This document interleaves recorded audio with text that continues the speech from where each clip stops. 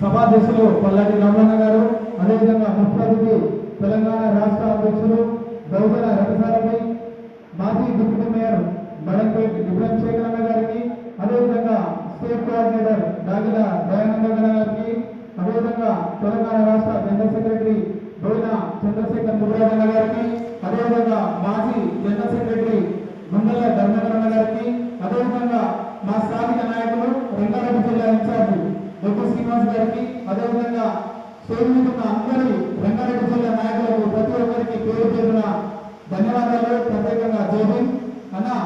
మేము ఒకటే మాట ఈ అవకాశం ఎందుకు ఇస్తున్నామంటే, రంగారెడ్డి జిల్లాలో ఎలాంటి ఒడిదుడుకులు వచ్చినా ఈ పార్టీని, ఇక్కడ ఉన్నటువంటి యువత భవిష్యత్తుని దృష్టిలో పెట్టుకుని మీరు బహుజన్ సమాజ్ పార్టీని నడపవలసిందిగా మీకు ప్రత్యేకంగా విన్నవిస్తున్నాము.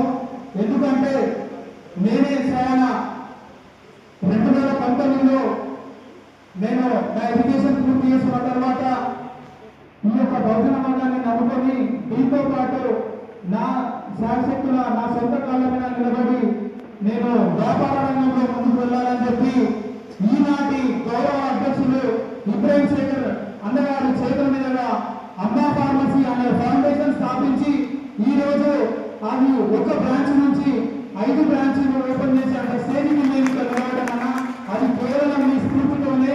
అంటే నేను ఒక్కనే కాదు, నాతో పాటు నా టీం మెంబర్స్ అందరూ కూడా వారి సొంత కాళ్ళ మీద వారు నిలబడుతున్నారు. అది కేవలం మీ స్ఫూర్తే. ఎందుకంటే మిమ్మల్ని నమ్ముకొని ఈ రాజకీయాలకి ప్రత్యక్షంగా వచ్చినాము. మిమ్మల్ని నమ్ముకునే మా జీవితాలను మేము త్యాగం చేస్తున్నామా, మా కుటుంబాలను పక్కన పెడుతున్నామా, అది ఒకసారి దయచేసి మీరు ఆలోచన చేయాలి.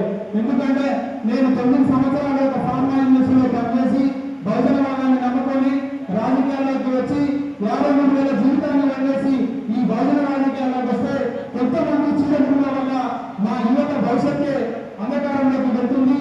దయచేసి ఇలాంటి తప్పులు జరగకుండా మీ మీద నమ్మకం పెట్టి మీకోసం మేము రాత్రి వాళ్ళు కష్టపడి ఈ బహుజన రాజకీయాలు ముందరకు తీసుకుపోవడానికి మా స్వయాన శక్తి ఉపయోగించి మేము పనిచేస్తామని చెప్పి మీకు మాటిస్తున్నాము.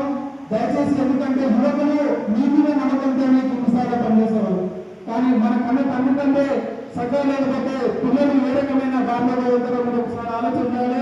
అందుకే మీరు ఎలాంటి కల్మషాలు కపట ముఖ్యంగా మనసులో పెట్టుకొని మా జీవితాలతోని ఆడుకోవటాన్ని మీకు మేము స్వయాన మీకు విన్నపం చేస్తున్నాము, చేతులు చేర్చి చెప్తున్నాము. దయచేసి ఏమైనా సరే యువత భవిష్యత్తును ముందర పెట్టుకొని నడిపిస్తే ఖచ్చితంగా మీ ఇంట నడవడానికి నాతో పాటు చాలా మంది బయట ఉన్నారు. కాబట్టి ఇది మా విన్నపం